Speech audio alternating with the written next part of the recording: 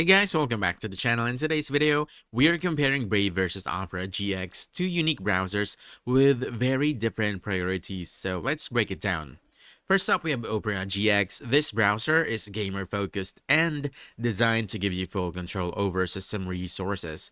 You can limit CPU, RAM, and network usage so it won't slow down your gaming. It also integrates with Discord, Twitch, and Instagram, plus features like customizable tab islands, a vibrant sidebar, Opera Translate, and even a unique mouse cursor.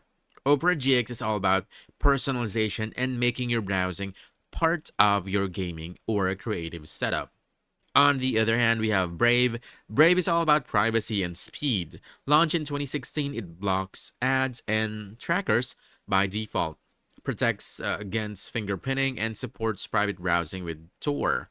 Brave also comes with its own search engine, a Web3 wallet, and privacy first AI tools, making it perfect for users who prioritize data security and a lean, fast browsing experience. So, how do they actually compare? Well, Opera GX, this is best if you want a featured packed gaming ready browser with tons of customization and system control. On the other hand, Brave, this is best if you want a clean, fast, and privacy focused browser with advanced tools and smart tech integrations.